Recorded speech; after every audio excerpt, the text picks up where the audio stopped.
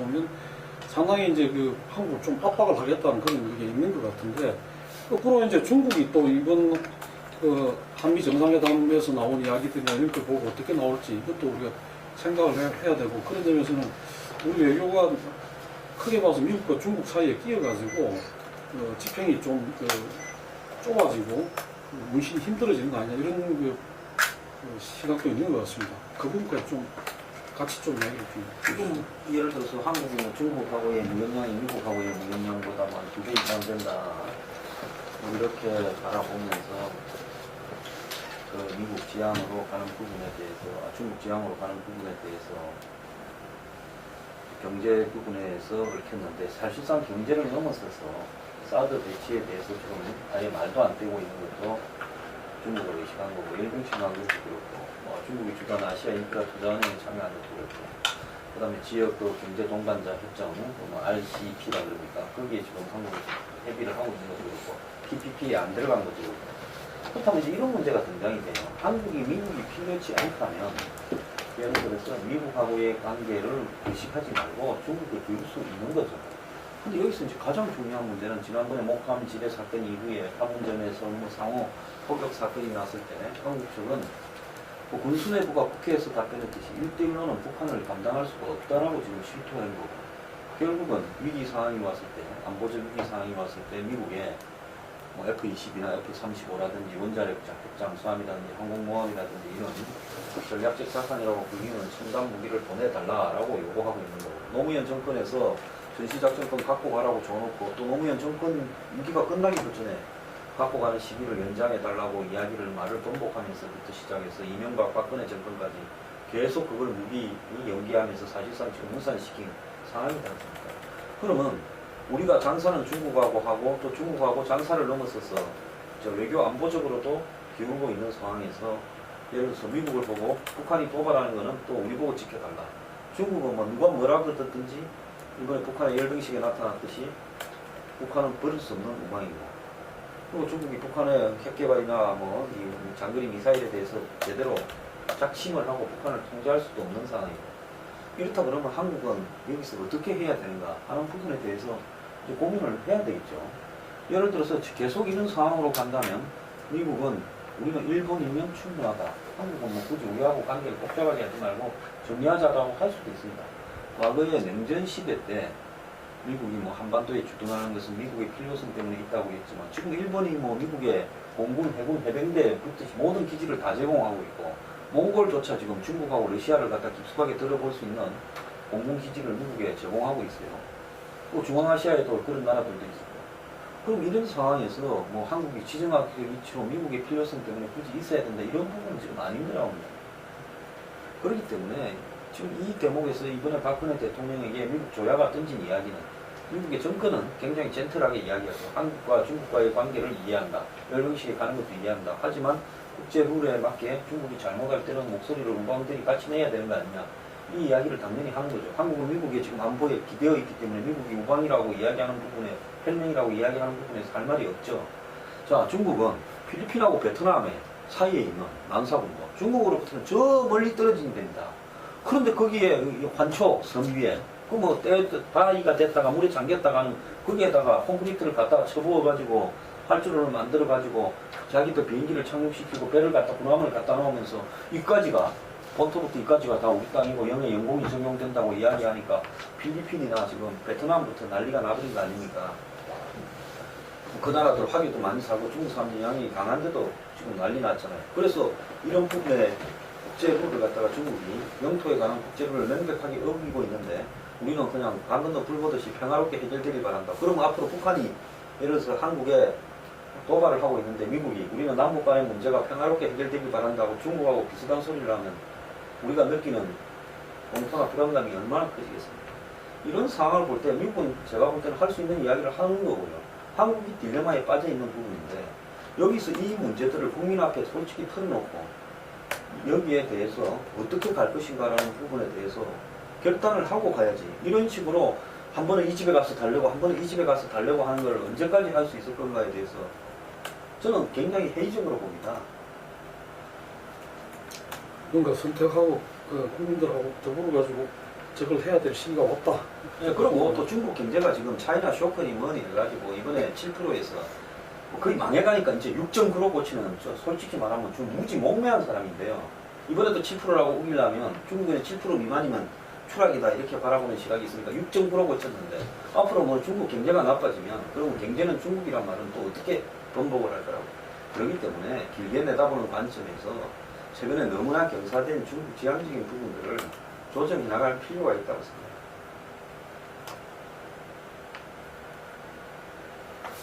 예, 저 부분만 이 문제 이야기하는 김에 잠깐 짚어보고 넘어갈까요? 그러니까 이 한미 정상회담에서 뭐 이렇게 북한 문제에 대해서 북핵 문제나 북한 문제에 대해서 상당히 이제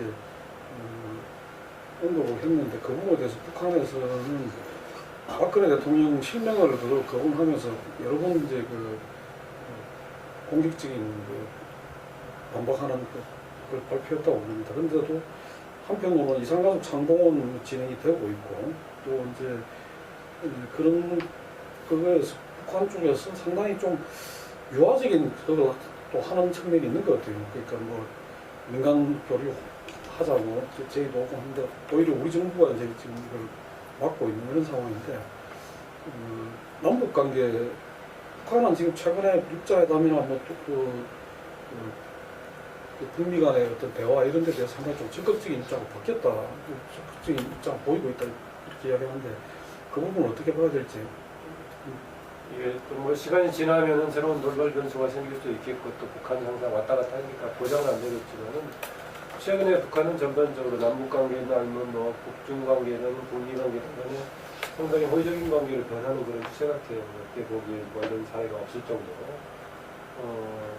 뭐 아까 지적했던 박근혜 대통령의 실명을 보내다면서 여기까지 나가서 북한에 대한 한국에 대한 비판도 있었지만 예전에 비하면 상당히 그래도 그런 상황에 대해서 아주 유화적인 그런 시선을 계속 보이고 있고 아다시피 뭐 노동당 창건 100주년 행사 때 뭐 유인산 등 와가지고 했던 것이 관계가 좋아지는 것으로 볼 수 있겠고 아니면은 직접적으로 이제 중국이 참여하면서 북한에 대한 일정한 영향력을 행사하는 걸 볼 수 있겠고요. 너무나 북한 문제에 대해서 중국이 제3자 입장을 취해버리면은 동북아 질서재편 과정에서도 본인들이 결국은 또 소외되는 그런 측면도 있기 때문에 적극적으로 나서고 있는 것 같은데 최근 북한 상황 굉장히 좋은 것 같아요. 그런데 이렇게 대외 관계에서 유화적으로 가고 있는 것 같아요.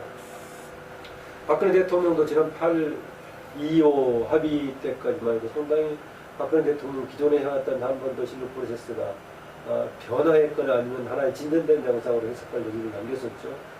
근데 이번에는 너무 이제 미국하고 이제 공동 성명, 공동 합의문 발표에 초점을 둬서 그런가 오히려 기존에 나갔던 것에 비해서 별로 나가지도 않는 일반론을 좀 붙여버린 측면이 있습니다. 물론 발표되지 않는 내용 중에서 이게 구체적으로 북핵 문제에 대한 처리 과정에 대한 새로운 뭔가 방법이라든 기술상 내용이 들어있나 모르겠지만은 기존의 논의한 것보다는 오바마하고 같이 발표한 건 상당히 오히려 과학으로 좀 돌아가는 그런 느낌이 좀 있긴 해요. 이번에 이제 오늘 어제 끝나고 이제 내일 다시 이산가족 상봉이 재차 제기되는데 전반적으로 저는 지금 남북관계에서 굉장히 좋은 기회가 아닌가 라고 봅니다. 그래서 박근혜 대통령 이제 국내에 돌아와서 뭔가 새로운 국면을 만들 수 있을지 좀 기대해봅니다. 근데 아직까지는 박근혜 정부의 대북 정책, 남북 관계의 비전이 뭔지 참 여전히 저건 좀 일관된 어떤 기조를 좀 확인하기가 좀 이제 어렵다는 데 생각이 들어요. 일단 어떻게든 남북한, 당북한 상승 예산이 실마리는 지금 이제 큰 상태인데 이산가족 상봉까지도 이제 일단은 진행이 이제 되고 있고 그랬는데 북쪽은 좀 작심을 한 것 같아요. 푸는 쪽으로.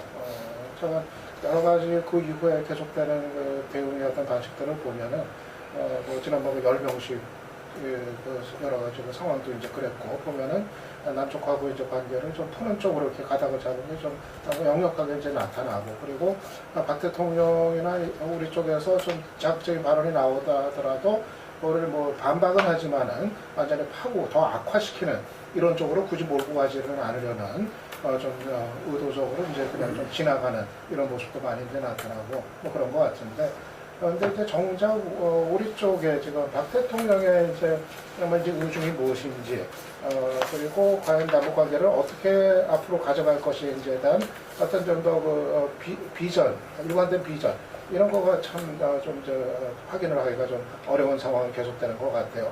풀기로 마음 먹었으면 좀 통 크게, 좀 적극적으로 좀 대담하게 푸는 어떤 그런 길을 좀 이제 들어설 법도 한데 여전히 글쎄 이제 기싸움을 이제 기싸움이나 이제 주도권을 이제 의식을 해서 아마 이제 뭐 그럴 텐데 조금 찔끔 나가려는 것 같다가 또 이제 북쪽에 대해서 이제 상당히 좀 이제 그쪽에 가장 듣기 싫어하는 얘기들 이런 거를 또 이제 그냥 서슴없이 이제 또 꺼내고 그래가지고 참 이게 좀 일관성 면에서도 이게 좀 이제 우려가 이제 되는 것이 있는데 무엇보다도 정말 임기 내에 이 남북 관계를 뭐 정말 풀 의지가 있는 건지 풀겠다고 한다면은 좀 어떻게 이걸 현실적으로 좀 풀어나갈 건지 뭔가를 좀 이제는 내놔야 될 시점 아닌가 그렇게 이제 생각이 이제 듭니다.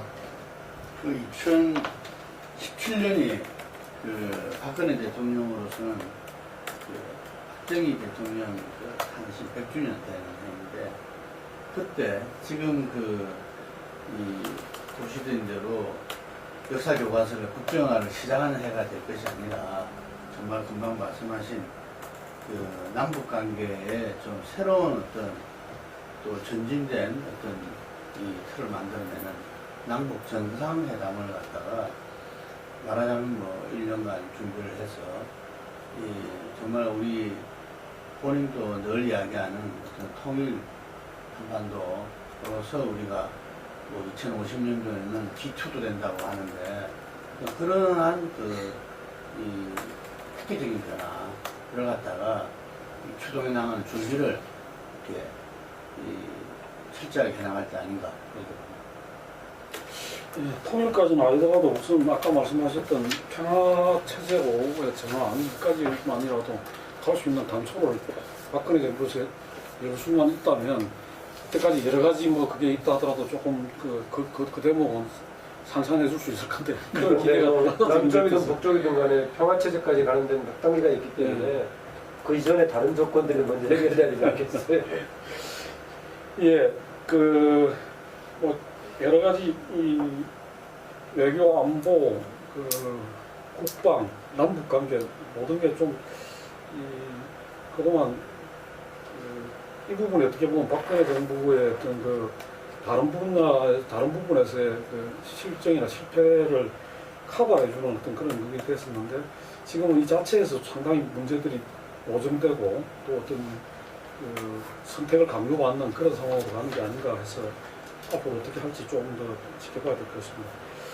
그리고 이제 지금 국정교과서 문제가 너무 이제 핫하게 붙으니까 상대적으로 이제 좀 민증감이 있습니다만은 총선 선거구 확정 문제나 이런 게 이미 시기를 넘겨버렸는데 그런데도 불구하고 이게 지금 어떤 저게 보이지 않고 있습니다. 이게 어떻게 마무리가 되고 이게 어느 정도 확정이 돼야지 여러 가지가 이제 뒤따라가고 진행이 될 건데 그런 문제하고 또 하나는 이제 뭐 아시다시피 국정교과서 문제가 있기 직전까지는 청와대와 김무성 대표 간의 이 갈등이라든가 또 야당 내부의 어떤 당내 갈등 이런 것들이 굉장히 심상치 않은 상황이었는데 일단은 수면 밑으로 좀 잠복한 느낌이었습니다. 이게 언제쯤 어떤 형태로 다시 재현될 것인지 아니면 이게 뭐 큰 진영대결이 벌어졌으니까 그 속에서 이렇게 좀 수면에 깔아앉은 채로 총선까지 가는 거로 될 건지 이런 걸 한번 좀 말씀 주시죠. 제가 지금 볼 때 지금 선거구 확정은 일반 국민들만 모르고 있지 정치권에는 그 얼추 합의를 한 것 같아요. 그게 합의라는 게 꼭 만나서 합의한 게 아니라 자기들끼리 어떻게 정리하자. 그래서 암묵적으로 좀 돼 있다. 뭐 부산 같은 경우에 보면 어느 지역구를 쪼개가지고 이쪽 저쪽에 나눠주자 이런 것까지도 뭐 다들 이야기가 되고 있더라고요. 정의하고 쪼개버린대요? 네, 뭐 그런 이야기가 있다. 그래서 결국은 이 선거구 획정이나 선거구 획정에 있어서는 제가 볼 때 여야가 큰 문제는 안 될 것 같습니다. 지금 시골 출신 의원들이 반대하고 있는데 뭐 전체적으로 예를 들어서 지역구를 조금 늘리고 두세 개 늘리고 뭐 비례대표를 조금 뭐 두세 개 줄이는 선에서 결정이 나게 되고 그렇게 되면 뭐 농촌 지역구 의원 문제도 크게 심각한 문제는 안 되고 일부 없어지는 건 있는데 그건 감수돼야 되겠죠. 뭐 누구든 희생할 수밖에 없는.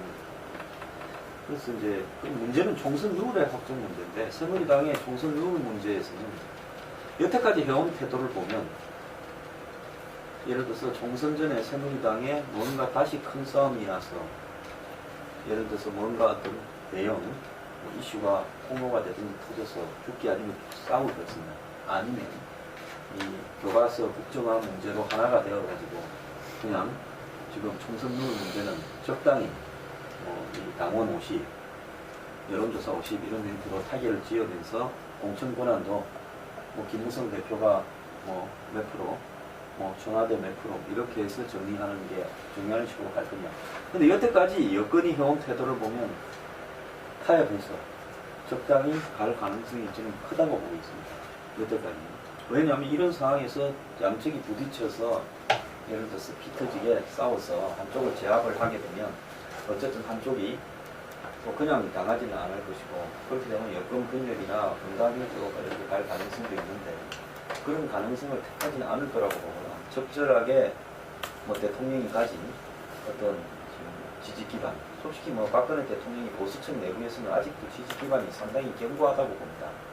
제가 볼 때 뭐 한 25에서 30% 이르는 지지 기반이 보수층 내에 있다고 보는데 그 층이 예를 들어서 새누리당의 공천과 관련되고 총선에 움직이게 되면 갈라서는 쪽에서는 치명타를 받을 수밖에 없겠죠. 그렇기 때문에 갈라서는 그런 일들을 안 하려고 하고 지금도 아직도 뭐 어제도 김무성 대표가 박근혜 대통령만한 뭐 최고의 정치 개혁가이다라고 찬사를 보내면서도 미련이 남은 듯 예를 들어서 공천 문제에서는 뭐 본인이 양보할 수 없다라고 이야기하면서 그것까지 버텨야 그래도 협상이 되는 거 아니겠습니까? 배추를 하나 팔더라도 흥정을 하는데 흥정을 안 하고 손들 수는 없겠죠. 그런 입장에서 봤을 때 여권 내부에서 협상과 조정으로 정리될 가능성이 굉장히 크다.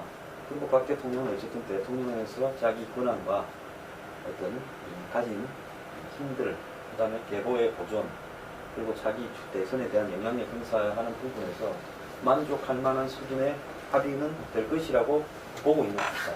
저는 이것이 지금 현재의 현상이라고 보기 때문에 여권의 싸움은 상당히 끝까지 갈 듯 하다가 싱겁게 끝날 가능성이 많이 있다. 몇 가지가 있는 것 같아요. 이게 그 야당은 이렇게 이 문재인 이 없이도 곤란하고 문재인만으로도 곤란하고 호남이 만으로는 안 되고 또 호남이 없어도 안 되고 이런 두 개의 큰 어떤 명제가 근데 누가 만들었대요? 야당이 지금 풀어나가는 필요하고 지금 여당 입장에서는 어쨌든 박근혜 대통령의 어떤 이 지지표들 이것이 기본 상수가 이렇게 되어 있는 마당이고 그런 관점에서 지난번에 김무성 당대표와 박근혜 대통령 일대 회전 청와대 홍보 수석까지 동원시켜가지고 안심공천제 번호 국민공천제 5대 불가로 이야기하게 한다든지 뭐 이런 부분들 속에서 일대 회전이 벌어졌었는데 거기에서 이제 뭐 남는 것은 여전히 박근혜 대표 지지가 여당에는 상수다, 기본 상수다 라는 부분들이 부각될 수밖에 없었고 그래서 금방 황 소장께서 이야기한 대로 제가 보기에는 여당은 어쨌든 그 밑에 지지자들이 다 하나이기 때문에 뭐 분당이나 분열 이런 것들은 있을 수가 없어요. 한쪽이 치인해 나가는 것, 뭐 이게 있을 수 있을까. 그래서 그래도 지금 이제 당권을 잡고 있기 때문에 그 당권에 대해서도 뭐 여러 이야기들이 많죠. 내년 총선 전에는 비례로 간다. 뭐 이런 이야기들이 한때 회전 저음에서 굉장히 우세했었는데 지금 봤을 땐 그건 너무 무리수다. 이런 이야기들이 많은 것 같고 그래서 그 부분은 예를 들면은 협상과 타협이 어느 정도 이루어지지 않나. 그래서 명분은 이 김무성 대표한테 주고 실질적인 것은 어쨌든 친박이 원하는 부분들은 이렇게 가져가는 어떤 그런 좀 이렇게 절충이 됐지 않나. 그 공천 특별기구입니까?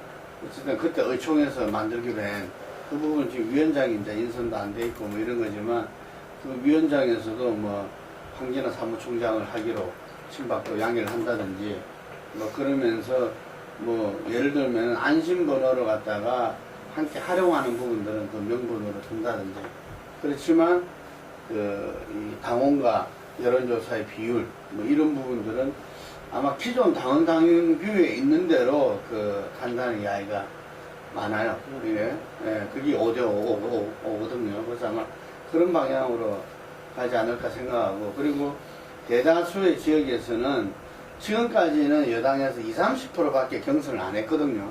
이 선거 때.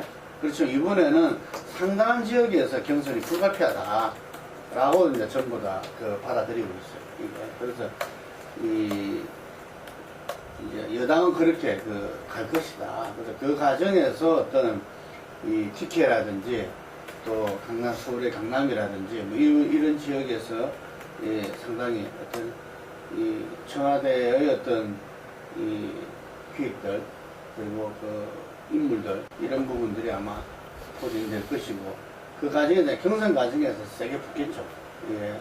근데 이제 야당 같은 이 경우에는 지금도 뭐 조기 전대론 지금 이 국정교과서 문제 때문에 지금 이제 당에 지금 전면을 못 되고 있지만 그 직전만 하더라도 이 조기 전대인이 통합 전대인이 조기 선대인이 뭐 이런 이야기들이 많고 무성하거든요. 그거는 뭐냐면은 이 문재인 체제로는 안 된다고 아예 이 선을 긋는 부분과 이 문재인 체제를 지금 엎으려고 하면 오히려 더 손실이다. 그래서 문재인 인정하는 가운데에서 이 조기 선대인이 이런 식으로 해서 당내 소통합부터 하면서 어떤 선거 전에 대통합을 해나가자. 뭐 이런 흐름들이 있는데 제가 볼 때는 지금 이제 뭐 어느 기사에 보더라도 문재인 대표가 이제 여의도 정치를 자기가 좀 이해한 것 같아. 이러면서 굉장히 이렇게 이 전사적으로 나가고 있다 이러는데 문재인 대표가 뭐 이제는 뭐 호락호락하지도 않고 그렇기 때문에 문재인 대표 체제를 만약에 엎으려면은 야권에서도 굉장히 심각한 갈등과 이 충돌이 있을 수밖에 없다. 뭐 이런 부분들이 예상되는 가운데에서 이번에 국정교과서가 어쨌든 한 텀은 이렇게 넘어갈 겁니다. 이게 그럴 때 야당이 당내에 본격화된 어떤 이 갈등과 또 새로운 어떤 이 체제로서 총선을 맞이하려는 하는 부분들은 아주 격심하게 벌어지지 않을까 봅니다. 선거 획정 관련해서는 저는 만약에 헌재 결정이 없었다면 예전처럼 바로 총선 직전에 가서야 결정될 가능성이 있다. 지난번에는 이제 10월 13일에 주목을 했기 때문에 이제 언론들에서도 계속 부추기 돼서 확인이 났고 국회에서 불가피할 논의했던 것인데요. 획정이 가정을 해야 됩니다. 지금 일단 그 기한이 무산된 상태에서는 별로 신경 안 쓰고 지나갈 것이다. 다만 헌재 결정이 올해 말까지만 이제 한정을 이제 유효하다기 때문에 그게 지나버리면 좀 복잡한 논란이 될 수 있죠. 현재 지역 기반 자체에 대한 문제를 제기할 수 있고 그러면 국회에는 지휘까지 혹시 누가 지었고 문제 삼은 뭐 이게 꼭 그런 건 아니지만 그런 소지가 있는 것이기 때문에 올 연말까지는 또 해야 되는 또 한 번의 고비가 있어서 그 이전에 정리가 되지 않나 생각을 갖고 있습니다. 당사정 관련해서는 좀 특이한 게 아까 뭐 어쨌든 간에 김무성 대표는 뭐 그냥 가는데 그래도 뭔가 자기의 입장을 위해서 협상 카드로서 되는 품파이를 얘기하고 있다고 했는데 배추장사 예를 들어 언뜻 떠올랐는데 김무성 대표가 배추장사 정도라도 뭐 본인이 팔 무기가 이제 얼마나 있나 모르겠어요. 이제 계속 같이 가는 거니까. 특이한 게 최근에 이제 두 사람 유기준 또 유희로 복귀를 하고 두 사람 또 정무특보들도 좀 사이를 평행하고 좀 접수한 거 이렇게 나와 있는 것 같은데 특이한 게 그게 두 개 갔던 사람들 두 장관은 올 3월달 4월달에 청와대 갔던 거예요. 그 다음에 정무특보니 또 이전에 다른 장관들 임명됐을 때 무렵이 지난해 7월 8월 무렵이었거든요.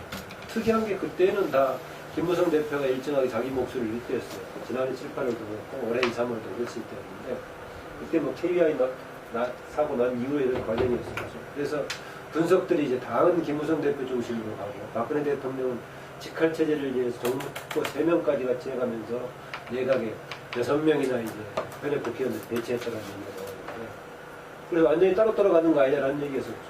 그런데 이번에 이제 총선 앞두고 기원하는 시점에서는 김무성 대표까지도 지금 청와대에 이제 붙어버리는 상황이 된다는 것은 조금 우리가 굉장히 비교해보면서 상황을 좀 볼 필요가 있다는 생각입니다.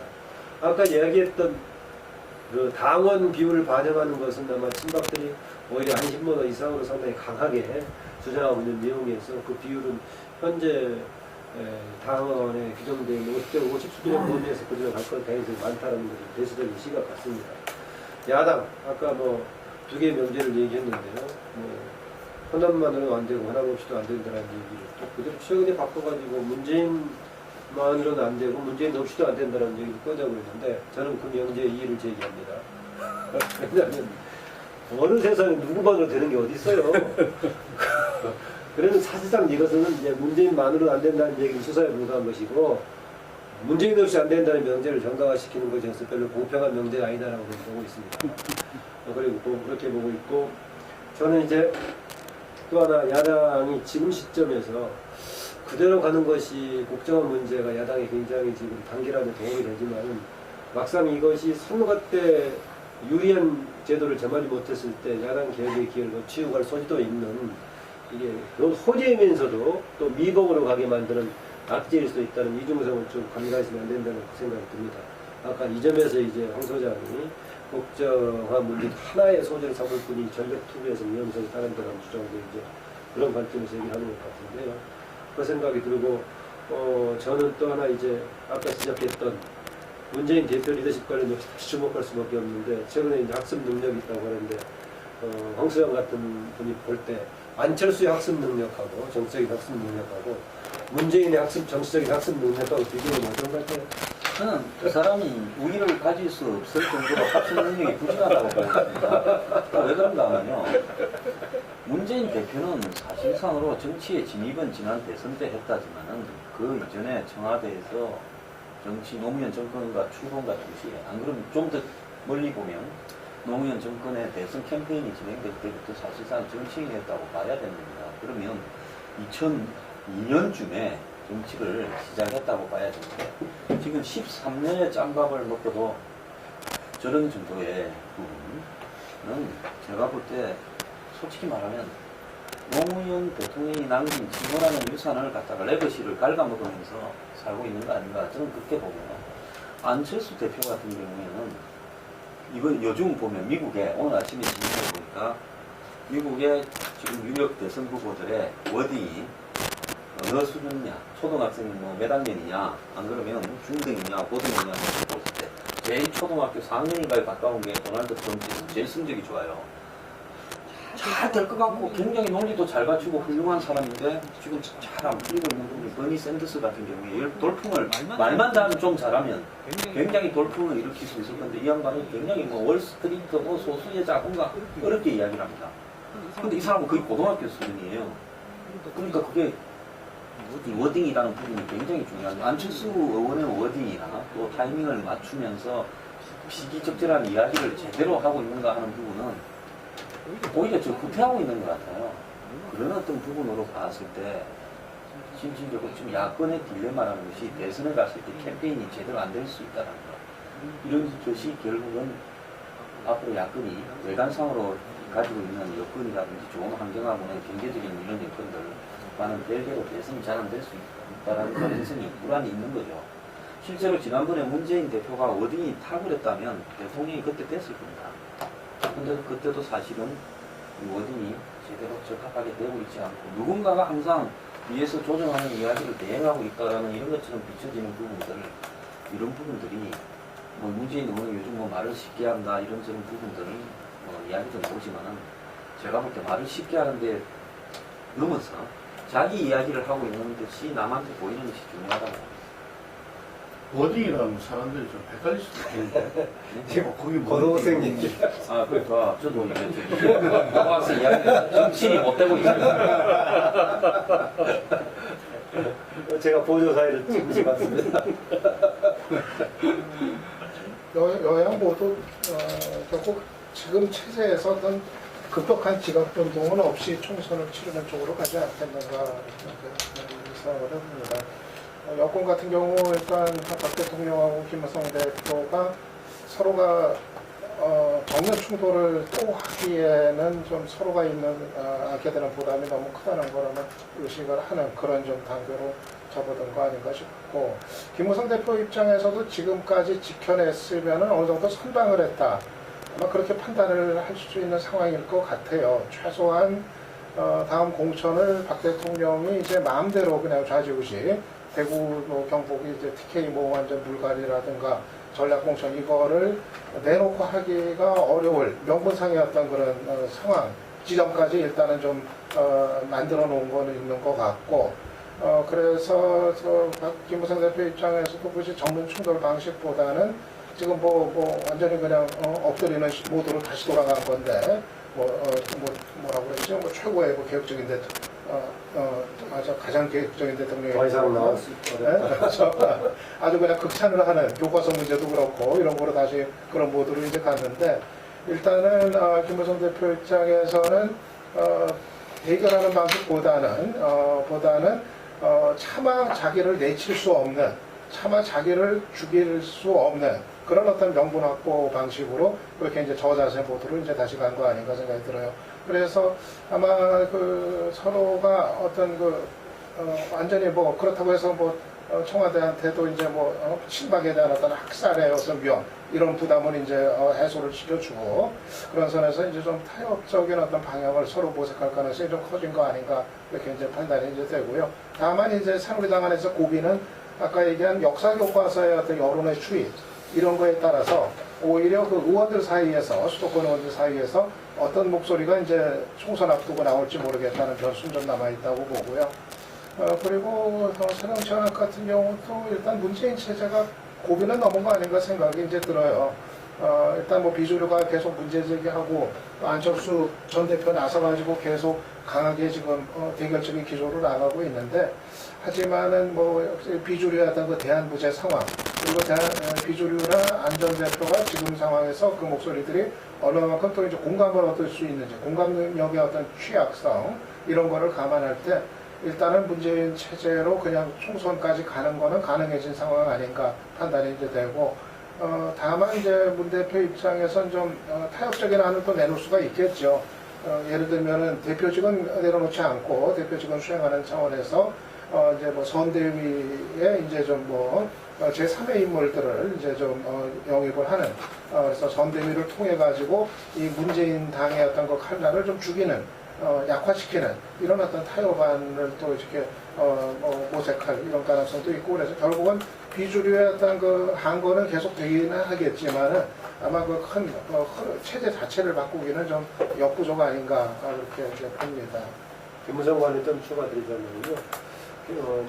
소위 기본을 낮게 평가해서 그런지 그나마 선방했다고 이제 이 박사 평가했었는데, 저는 대외적인 부분이든 실질적인 차원이든 간에 김무성은 지금까지 최근에 상당한 큰 손실을 받았다고 봅니다. 우선 대외 이미지에 있어서 너무 반복도 이렇게 해버리고 최근 국면에서 극단적인 용죄처까지 부르는 상황이 되어버리니까 김무성 주관 자체가 없는 사람이 아니야 라는 평가까지 같이 받아버렸고요. 대내적으로는 당 내적으로 보자면은 어쨌든 간에 김무성 대표가 박근혜 대통령을 제외한 나머지 당의 구심점으로서의 상징성과 실질성을 가지고 있었는데, 계속 이렇게 돼가면 그 구심점을 잃어버린 것이죠. 당장 옆에 있는 원유철만 하더라도 본인이 자칭 신박으로 불려도 좋다라고 강조하고 있을 정도로 요새 튀고 있는 행동을 보이고 있고, 전혀 이른바 과거의 비주류 현재 당내 주위의 피임점 역할을 하고 있지 못하고 있죠. 그러다 보니까 지금 정두원, 정병국 등등 유승민 등이 다 따로 개별적인 입장에서 행동을 하고 있고, 더구나 이 개별적인 행동이라는 것이 아주 입장이 다른 최근에 교과서 국정화 문제에 맞물려 있지 않습니까? 그래서 이런 부분들이 김무성 대표가 다른 독자 세력이 형성되어 있어서 당내 세력 구도로 봤을 때도 총선은 본인이 대표라는 직함을 가지고 치를지 모르겠지만 본인 중심의 세력과의 만남일지 모르겠다는 방향이라서 생각을 갖고 있습니다. 이번에 박 대통령이 이제 유엔에 가서 미국과 이제 유엔 총회를 별도로 갔잖아요. 굉장히 이례적이죠. 보통 뭐 미국에 10월 16일 갈 일이 있으면 추석 무렵에 유엔에 만나거나 양해를 구하죠. 유엔에 반드시 가야 되는 건 아니지 않습니까? 유엔 총회가 매년 하지만. 근데 이제 갔다라는 것은 결국은 반기문 총장과 7번을 만났고 또 여러 가지 교감을 가져왔다라는 이런 부분들이 김무성 대표로 하여금 안심번호 공천이라는 이런 문재인 대표를 만나서 발표하는 어떤 자극의 요인이 됐다고 합니다. 그래서 그 점에 김무성 대표가 오픈 프라이머리 부분을 야당이 이제 불가능해지니까 야당 새정년의 문재인 대표와 더불어서 그걸 갖다가 이제 돌파구를 찾는 과정에서 상당히 반기문이라는 카드 부분에 대해서 굉장히 예민하게 생각을 하면서 행동이 예민하게 나왔다고 봅니다. 근데 그 부분이 결과론적으로는 상당히 패착이 되어버린 양상. 뭐 폐기 처분된 거 아닙니까? 벌써 사실상. 이렇게 되어버리면서 실질적으로 김무성 대표 옆에 친위 비박 비주류들이 굉장히 모여 있었는데 이 사람들이 과연 지금 계속 갈 수 있을 것인가? 이제 세 차례잖아요. 하나는 내각제, 그러니까 오스트리아시 이은집정부제 발언 때, 한 번은 또 국회법 개정안 때, 또 뭐 분리해서 생각한다면 유승민 원내대표 사퇴시킬 때, 이건 이제 네 번째라고 볼 수 있는데, 거듭된 이제 이 철분이 김무성 대표로 하여금 한마디로 이 비주류의 수장으로서 사실상 공천을 좌우하면서 대선까지 갈 수 있을 것인가라는 부분에 대해서 의문이 여러 가지가 좀 생긴 부분이 있죠. 하지만 김무성 대표는 시간을 벌자라고 생각을 하면서 지금 어쨌든 박 대통령한테 가를 세우지 않고 힘을 실어주는 쪽으로 가면서 지금 당내 공천 갈등은 최소화시키면서 가는데 그 물 밑에서 서로 간의 조정을 어떻게 할 것인가가 진행이 된 것 같아요. 제가 볼 때는. 그러면서 최근에 이거 황진아 사무총장을 공천특별기구의 위원장으로 앉히는 부분도 뭐 그런 정도라면 앉힐 수 있다고 정리가 좀 된 듯한 분위기도 보이는 겁니다. 그래서 여건은 항상 보수 진영이 하는 스타일대로 저는 이런 것이 별로 바람직하지 못하다고 봐요. 문제가 있으면 서로 싸워서 정리를 해가는 것이 맞는데 적절하게 또 타협을 하면서 넘어가는 양상으로 지금 일단은 적절하게 타협하는 것 그렇게 봅니다. 근데 총선 공천 룰을 가지고 청와대와 김무성 당대표가 일주일도 타협을 보면서 그 당시에 나왔던 마지막 정리됐던 멘트가 시간은 당대표일 것이다. 그러니까 조금 생각하지 마십시오. 이런 이야기가 있었다고 하는데 현재 권력과 미래 권력이 항상 이렇게 충돌하게 돼 있죠. 돼 있으면서 아마 이번 총선을 기점으로 했을 때는 사람들이 볼 때는 그 이후에는 미래 권력이 보다 더 힘을 얻게 될 것이다.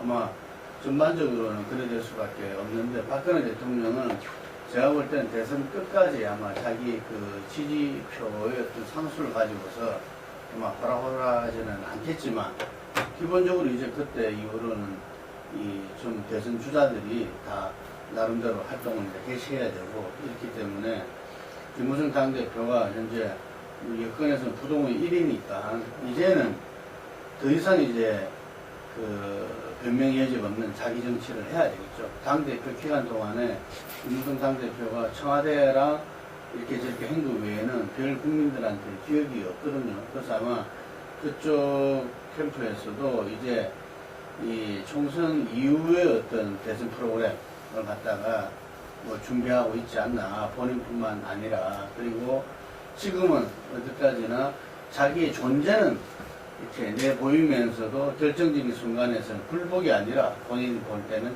인내한다. 이런 관점에서 있지 않나. 저는 상당히 긍정적으로 봐주시는 것 같은데. 그러니까 집에 친구 있다고 그런 것 같아. 저는 좀 이게 사회자로서가 아니라 좀 의견을 말씀드리면 지금 현재 여야당이 보이는 모습은 참 대단히 뭐랄까요, 태행적이다. 한마디로 말해서 여당은 여당으로서의 역할을 조금 더 해야 되는데 대통령한테 아주 국민의 목소리를 전달하거나 그런 역할을 할 생각을 하기보다는 자기들 내에 조그만 의견이 있던 것도 스스로 다 죽여버리고 그 앞에 가서 전부 다 바짝 엎드리는 그런 식으로 해갖고 정당의 어떤 가치와 어떤 생명력이 있는 것이냐 그 점에 대해서 굉장히 우려된다. 그리고 대통령이 저런 식으로까지 여당을 만들어가지고 새누리당이 앞으로 어떤 자생력을 가진 정당으로서 제대로 갈 수 있겠냐는 생각을 하면 참 비관적이다 이렇게 봐집니다. 반면에 야당도 마찬가지인 게 여러 가지 실패를 거듭하고 하면서 혁신을 하고 뭐 통합을 하고 여러 가지 그게 나왔는데 지금 과연 지지자들이나 보기에 납득할 만한 어떤 그런 혁신책이 나왔고 변화가 있었느냐 그렇게 제대로 안 봐지는 상태에서 뭐 어떤 일이 있었는지 잘 모르게 엄청 또 넘어간단 말이에요. 이렇게 하는 것이 과연 좋은 것이냐 우선은 봉합되고 가는 것 같습니다만 속으로 골마 들어가고 속으로 점점 더 병이 깊어갈 거 아니냐. 그런 점에서는 환부를 돌인낼 때는 적절하게 돌인내고 수술이 필요할 때는 하고 항생제를 투입해갖고 저걸 할 때는 해야 되는데 그런 게 제대로 안 이루어지는 게 참 아쉽다. 그리고 덧붙여가지고 지금 교과서 국면에서도 여는 여대로 야는 야대로 국민의 목소리에 귀를 기울이려고 하고 좀 저걸 해야 되는데 그런 노력들이 과연 얼마나 제대로 이루어지고 있는지 정치가 제대로 작동하고 역할을 하는지에 대해서 좀 걱정된다 이런 말씀을 좀 드리고 마지막으로 이제 좀 마무리 말씀을 주시죠. 지금 정기국회가 이제 우리가 11월 달 말에 정도 만나게 되는데 예산안 또 처리가 돼야 되고 법안도 여러 가지 걸려 있고 그렇습니다. 좀 전망을 어떻게 하시는지 또 이런 부분들이 역사교과서 문제하고 맞물리게 되면 역사교과서가 아마 11월 5일쯤에 고시 마감인 것 같아요. 2일인가요? 그렇게 되면 이제 또 한 단계 또 양상이 또 바뀔 거라고 보는데 더 첨예해지거나 뭐 갈등이 더 격화되거나 할지도 모르겠는데 어떻게들 전망하시는지 좀 그 이야기를 마무리로. 이미 끝난 줄 알았는데 다시 마무리가. 짧게 제가 네. 문재인 대표 그 부분에 대해서 조금 질문을 하나 하자면은 이 야권의 어떤 창조적 파괴, 이 어떤 새로운 신당 출현 이런 부분에 천정배 의원이 이런 이야기를 했죠.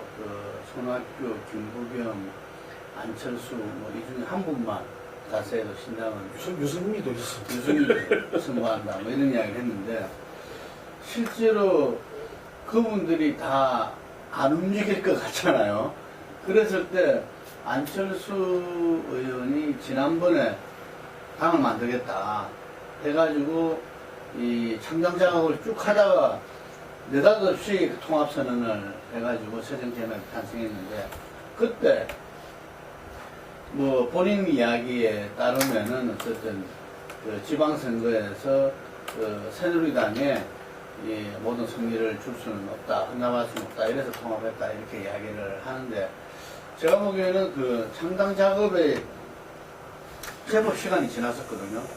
그러니까 그걸 해보니까 몇몇들이 자기가 생각하는 새정치, 뭐 새로운 인물, 뭔가 이런 분들이 좀 이렇게 함께 하고 해야 되는데 그게 너무 실망스러웠다는 이야기죠, 본인 기준에. 근데 본인뿐만 아니라 다른 사람이 볼 때도 현재 우리가 야권에서 새롭게 충원될 수 있는 인적 자원이 기존의 지금 정치인들이나 이렇게 다들 이렇게 검증된 거나 평가된 분들 새로운 분들이 별로 없어요. 그거는 완전 획기적인 뭔가 필요한 시점인데 그래서 지금 제가 볼 때는 현재 신당을 창당하겠다고 나서신 분들이 주로 이제 호남 출신들이잖아요.